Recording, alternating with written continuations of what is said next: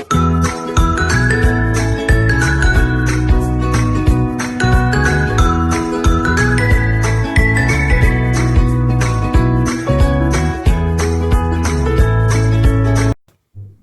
Friends, എല്ലാവർക്കും സുഖമാണല്ലോ. ഇന്ന് ഞാൻ നല്ല ഹെൽത്തി ആയിട്ടുള്ള മുരിങ്ങാച്ചീര വെച്ചുകൊണ്ടുള്ള നല്ലൊരു ആപ്പമാണ് കാണിക്കുന്നത്. നല്ല ഹെൽത്തി ആയിട്ടുള്ളൊരു ബ്രേക്ക്ഫാസ്റ്റ്, ഈസി ഉണ്ടാക്കാൻ പറ്റിയ ഒരു ബ്രേക്ക്ഫാസ്റ്റ് തന്നെയാണ് കേട്ടോ ഇത്. അതുപോലെ കഴിക്കാനും നല്ല ടേസ്റ്റാണ്. നിങ്ങൾക്ക് കാണുമ്പോൾ തന്നെ മനസ്സിലാവും, നല്ല സോഫ്റ്റായിട്ടുള്ള ഒരു ആപ്പമാണ് കേട്ടോ. എല്ലാവരും ഈ വീഡിയോ കണ്ടൊന്ന് ട്രൈ ചെയ്ത് നോക്കണം കേട്ടോ. ഈസിയായി ഉണ്ടാക്കാൻ പറ്റിയ ഒരു ബ്രേക്ക്ഫാസ്റ്റ് തന്നെയാണിത്. അതുപോലെ നല്ലൊരു എരിവുള്ള കറിയും കൂടി ഉണ്ടെങ്കിൽ സൂപ്പർ ടേസ്റ്റാണ് കേട്ടോ. പിന്നെ നിങ്ങൾ എല്ലാവരും ഈ വീഡിയോ ഒന്ന് ഫുള്ളായി കാണണം കേട്ടോ. ഫുള്ളായി കണ്ടതിന് ശേഷം സബ്സ്ക്രൈബ് ചെയ്യണം.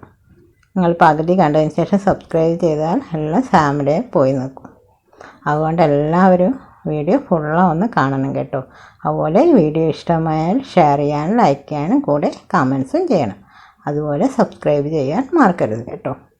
ഫസ്റ്റ് നമുക്ക് കുക്കിങ്ങിൽ കിടക്കുന്നതിന് മുമ്പ് എന്തൊക്കെയാണ് വേണ്ടതെന്ന് നോക്കാം. ഞാനിവിടെ പച്ചരിയാണ് എടുത്തിരിക്കുന്നത്, 2 ഗ്ലാസ്. അതുപോലെ സാഗു, പിന്നെ കുറച്ച് ചോറ്, മുരിങ്ങാച്ചീര, ഉപ്പ്, ഈസ്റ്റ്. ഞാനിവിടെ പച്ചരി കുതിർത്ത് വെച്ചിട്ടുണ്ട്. ഒരു 2 മണിക്കൂറെങ്കിലും കുതിർത്ത് വെക്കണം. ഒരു 2 ഗ്ലാസ്. അതുപോലെ മുരിങ്ങാച്ചീര. പിന്നെ ഇത് ജവ്വരിയാണ്, അത് ഒരു 150 ഗ്രാം. ഒരു 3 ടേബിൾ സ്പൂൺ ചോറ്, പിന്നെ ഈസ്റ്റ് 1. ഇതുപോലെ എല്ലാം ചേർത്തൊന്ന് അരച്ചെടുക്കണം.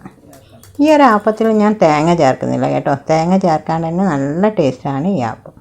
ഈസ്റ്റ് ഇതുപോലെ ഒന്ന് പൊങ്ങാൻ വെച്ചതിന് ശേഷം ഈ മാവിലേക്ക് മിക്സ് ചെയ്ത് കൊടുക്കാം.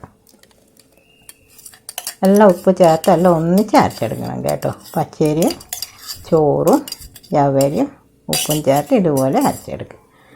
അതിന് ശേഷം ഇതിലേക്ക് ഈസ്റ്റ് ചേർത്ത് കൊടുക്കുക. ഇതിൽ പഞ്ചസാരയൊന്നും ചേർക്കണ്ട കേട്ടോ. മുരിങ്ങാച്ചീര ചേർത്തുകൊണ്ട് പഞ്ചസാരൻ്റെ ആവശ്യമില്ല.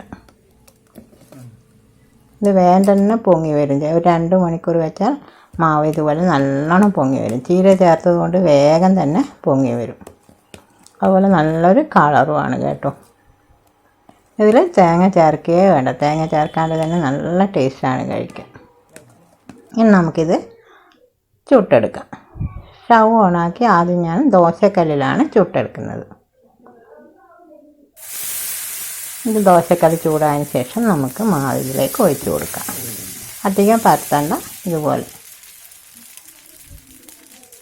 മാവ് നല്ലോണം പൊങ്ങി വന്നുകൊണ്ട് നല്ല സോഫ്റ്റായിട്ടുള്ളൊരു ആപ്പമാണ്. ഇനി നമുക്കിത് മൂടി വെച്ച് വേവിച്ചെടുക്കാം. ഇത് തിരിച്ചിടേണ്ട ആവശ്യമില്ല കേട്ടോ. അങ്ങനെ നല്ലോണം വെന്ത് വരും. ഇനി നമുക്കിതൊരു സേവിങ് പ്ലേറ്റിലേക്ക് മാറ്റാം. ഇതാ ഞാൻ ആപ്പം ചുട്ടെടുത്തിട്ടുണ്ട്. നല്ല സോഫ്റ്റായിട്ടുള്ള ആപ്പമാണ് കേട്ടോ. നല്ല ഗ്രീൻ കളറായിട്ടുള്ള ഒരാപ്പം. ഇത് വെറുതെ കഴിക്കാനും നല്ല ടേസ്റ്റാണ് കേട്ടോ. എല്ലാവരും ട്രൈ ചെയ്ത് നോക്കണം. ഇനി നമുക്കിത് നമ്മുടെ ആപ്പച്ചട്ടിയിലും ഒന്ന് ചുട്ടെടുക്കണം. സ്റ്റൗ ഓണാക്കി ചട്ടി ഒന്ന് ചൂടായതിന് ശേഷം നമുക്ക് ഇതിലേക്ക് മാവ് 2 സ്പൂൺ ഒഴിച്ച് കൊടുക്കാം.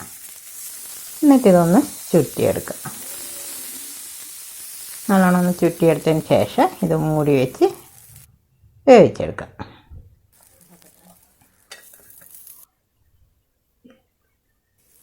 ഇതാ നമ്മുടെ ആപ്പ റെഡി ആയിട്ടുണ്ട്. സൈഡെല്ലാം നല്ലൊരു ക്രിസ്പായിട്ടുണ്ട്, നല്ല വെന്തിട്ടുമുണ്ട്.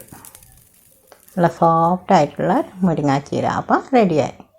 അതുപോലെ ഒന്നും കൂടി നമുക്ക് ചുട്ടെടുക്കാം. ഈ ഒരു ആപ്പത്തിന് നല്ല എരിവുള്ള കറി തന്നെ ഉണ്ടാക്കണം കേട്ടോ. അപ്പോഴാണ് കഴിക്കാൻ നല്ല ടേസ്റ്റ്. ഇതുപോലെ ചുറ്റിയതിന് ശേഷം നമുക്ക് മൂടി വെച്ച് വേവിച്ചെടുക്കാം. അതുപോലെ എല്ലാവരും വീഡിയോ ഒന്ന് ഫുള്ളായി കാണണം കേട്ടോ. കണ്ടതിന് ശേഷം സബ്സ്ക്രൈബ് ചെയ്യുക. അങ്ങനെ രണ്ടാമത്തെ ആപ്പവും റെഡിയായി. ഇതുപോലെ എല്ലാം ചുട്ടെടുക്കുക. അതുപോലെ ഈ മാവ് അരച്ചെടുക്കുമ്പോൾ അങ്ങനെ ഒരു ദിവസത്തേക്ക് മാത്രം അരച്ചെടുത്താൽ മതി കേട്ടോ. അധികം ദിവസം വെക്കരുത്. ഒരു ദിവസത്തേക്കുള്ളത് മാത്രം അരച്ചെടുക്കുക. ചീര അരച്ചതുകൊണ്ട് അധികം ദിവസം വെക്കേണ്ട. അങ്ങനെ നമ്മുടെ നല്ല ഹെൽത്തി ആയിട്ടുള്ള മുരിങ്ങ ചീര ആപ്പം റെഡി ആയിട്ടുണ്ട്. എല്ലാവരും ഒന്ന് ട്രൈ ചെയ്ത് നോക്കണം.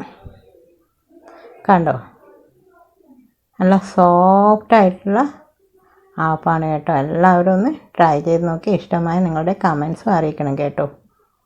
Thanks for watching.